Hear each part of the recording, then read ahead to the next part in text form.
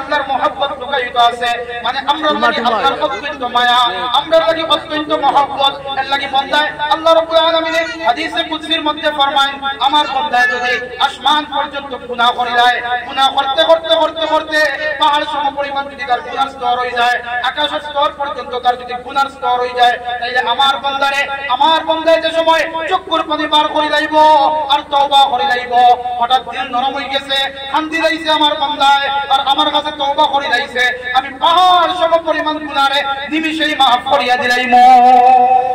সুবহানাল্লাহ।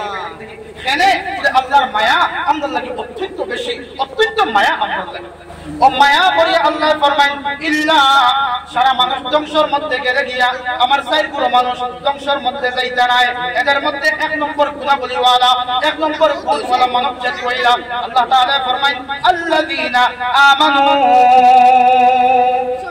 আল্লাযীনা আমানু মানে ইল্লাল্লাযীনা আমানু, যারা ঈমানদার তারা কখনো ধ্বংসের মধ্যে নাই। বড় করে কইতাম না একবার সুবহানাল্লাহ। আমরা সব ঈমানদার মানেন না কেন?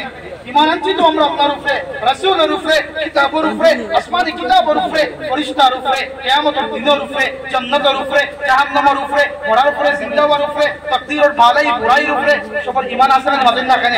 ঈমান আনছি, কিন্তু এই ঈমানের মধ্যে স্তর আছে। কেউর ঈমান বহুত উচ্চ স্তরের মধ্যে ঈমানদার আর কেউ একবারে নিম্ন স্তরের মধ্যে ঈমানদার। মানে যে সময় আমরা ঈমানের নিচে মেহনত করব, ঈমান নিয়ে চিন্তা ফিকির করব, ঈমানের দাওয়াত আমরা যে সময় মানুষের কাছে তুলিয়া ধরব, তখন আপনার আমার যে দাওয়াত দিবা তার ঈমান আল্লাহ বর্ধিত করবা। একবার কই না সুবহানাল্লাহ।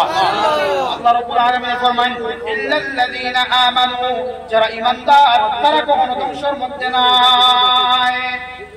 আমরা আলহামদুলিল্লাহ ঈমান দুইয়া যদি আমরা কই আমরা বাঁচা যাব, এটা অসম্ভব বাঁচা। কিরা ঈমান হইতো? যারা নবীর সাহাবার ঈমান ছিল, যারা আল্লাহ রাসূল সাহাবায়ে কেরামের যেরকম ঈমান আছিল সেই রকম ঈমান, সেই দরজাত তো আমরা পৌঁছতে পারতাম না, সম্ভব নয়, চেষ্টা তো করতাম সেই সাহাবায়ে কেরামের ঈমানের মতো ঈমান আমরা বানানোর চেষ্টা করতাম। কিরা ঈমান আছিল? একটা ঘটনা সামান্য 5 মিনিটের ভিতরে শেষ করতাম। সাইয়্যাদ হযরত সুমাইয়া রাদিয়াল্লাহু তাআলা আনহা, হযরত আম্মার রাদিয়াল্লাহু তাআলা আনহুর আম্মা জান, মা বুঝলেন আমার ধ্যান আসিল তো আপনারা? হযরত সুমাইয়া রাদিয়াল্লাহু তাআলা আনহা ইসলামের প্রথম শহীদা। ইসলামত লাগিয়া, দিনের লাগিয়া যদি কেউ জান দেয়, তাহলে কোনো পুরুষের প্রথম শহীদ হইছেন না, একজন মায়ের জাতি, একজন মহিলা শহীদ হইছেন। একবার কই না আল্লাহু আকবার। কিন্তু ইসলামের মধ্যে মহিলা আপনার স্থান অত্যন্ত উচ্চে। যে মহিলা অন্তরে আইয়ামে জাহিলিয়াতে কোনো সম্মান আর মর্যাদা দেওয়া হইতো না, সেই ইসলাম এবং সেই রাসূল কারীম সাল্লাল্লাহু আলাইহি ওয়াসাল্লামে মহিলাদের সম্মান দিতে গিয়ে ফরমাইতা, ইন্নাল জান্নাতা তাহতা আকদামিল উম্মাহাত, আও কামা ক্বালা আলাইহিস সালাতু ওয়াসসালাম। আল্লাহ রাসূল ফরমাইতা, তোমাদের মায়ের পায়ের নিচে তোমাদের জান্নাত। একবার কই না সুবহানাল্লাহ।